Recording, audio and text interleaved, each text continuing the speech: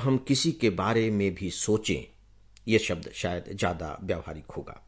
सामान्य तौर पर हम हमेशा दूसरों के बारे में सोचते हैं, अपने बारे में सोचते हैं और इस पर बातचीत भी करते हैं, अपनी ओपिनियन भी देते हैं।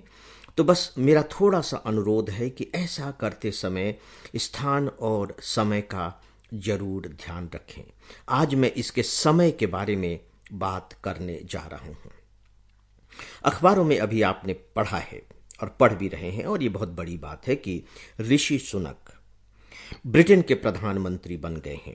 और भारतीय मीडिया इसे इतना ज़्यादा महत्व इसलिए दे रहा है क्योंकि वो, अगर हम अविभाजित भारत की बात करें तो वो भारत मूल के व्यक्ति हैं। हालांकि ठीक है, उनका जन्म ब्रिटेन में हुआ, वहीं उनकी पढ़ाई हुई, लेकिन भारतीय मूल के तो हैं।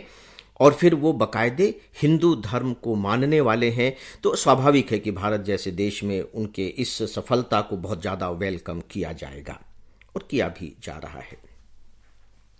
जब हम उनकी सफलता का मूल्यांकन करते हैं तो अब उसमें आप समय की भूमिका को देख पाए हैं या नहीं देख पाए हैं मुझे नहीं मालूम, लेकिन मैं देखता हूं, मैं देख पाया हूं, और उधर ही आपका ध्यान यहां आकर्षित करने जा रहा हूं ताकि आपको यकीन हो सके कि वास्तव में समय का अपना महत्व है। इसीलिए देखिए, हमारे बोलचाल में भी कहा जाता है कि समय सब ठीक कर देगा, समय होत बलवान, ये सारी बातें कही गई हैं।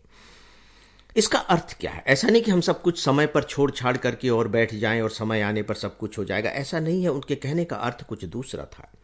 हम बहुत कुछ करते हैं, बहुत मेहनत करते हैं, योग्यताएं भी हैं, लेकिन कभी कभी ऐसा होता है कि वक्त नहीं है, यानी कि समय हमारे अनुकूल नहीं होता और हम जो चाह रहे थे वो हम मिल नहीं पाता। उदाहरण के तौर पर अगर हम ऋषि सुनक जी की बात को लें तो आप देखिए कि बाकायदे पहले जब प्रधानमंत्री पद के दौड़ में वो शामिल थे तो वहां उन्हें पराजय का मुंह देखना पड़ा और उनकी जगह लीज ट्रस ब्रिटेन की प्रधानमंत्री बनी, जिन्हें 45 दिन के आसपास ही लगभग इस्तीफा देना पड़ा। सवाल यह है कि उन्हें इस्तीफा क्यों देना पड़ा? उन्हें इस्तीफा इसलिए देना पड़ा कि अभी ब्रिटेन ही नहीं बल्कि यूरोप या यूं कह लीजिए कि पूरी दुनिया अभी बहुत ही संकट के दौर से गुजर रही है, और उसका कारण है रूस यूक्रेन का युद्ध, जो सबसे प्रमुख कारण है। ब्रिटेन में अभी जो सबसे बड़ा संकट है, भयावह जो रूप ले चुका है, वह है महंगाई। अक्सर अखबारों में आपको पढ़ने को ये बातें मिल रही होंगी। बहुत ज्यादा त्रस्त है पूरा का पूरा ब्रिटेन महंगाई के कारण। ठीक है, लोगों को उम्मीद थी कि जो नई प्राइम मिनिस्टर आई हैं वो इस महंगाई से उन्हें निजात दिला देंगी, मुक्ति दिला देंगी।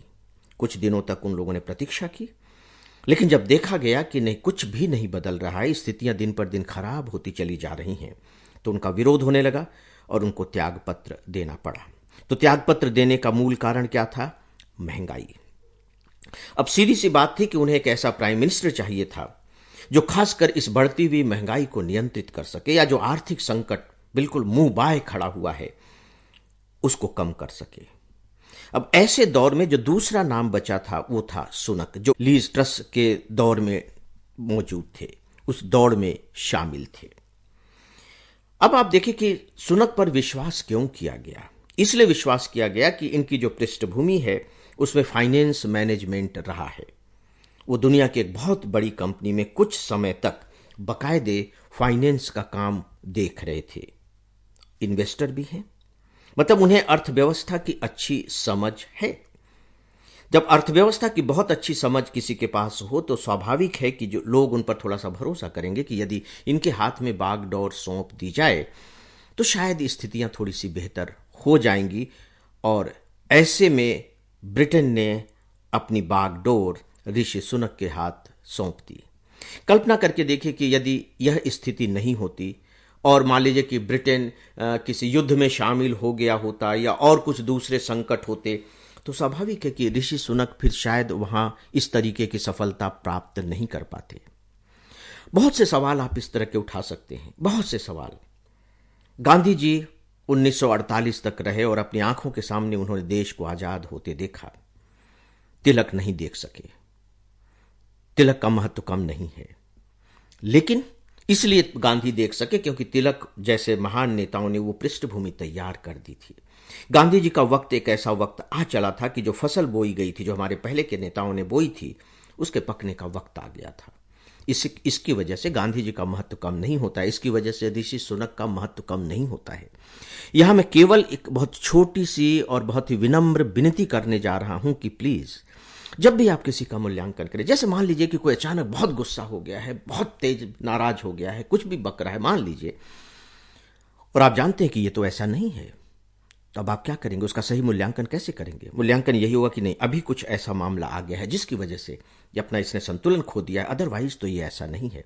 तभी आप उसके साथ न्याय कर सकेंगे। और जहां तक परस्पर संबंधों की बात है, वहां तो दोस्तों इसे समझा ही जाना चाहिए, क्योंकि मैंने देखा है कि बहुत कोमल और बहुत गहरे संबंध किस तरीके से इस छोटी सी नासमझी की वजह से हमेशा हमेशा के लिए खत्म हो गए। इस पर पूरी संवेदनशीलता के साथ प्लीज आप सब विचार करें और मुझे इजाजत दें। नमस्कार।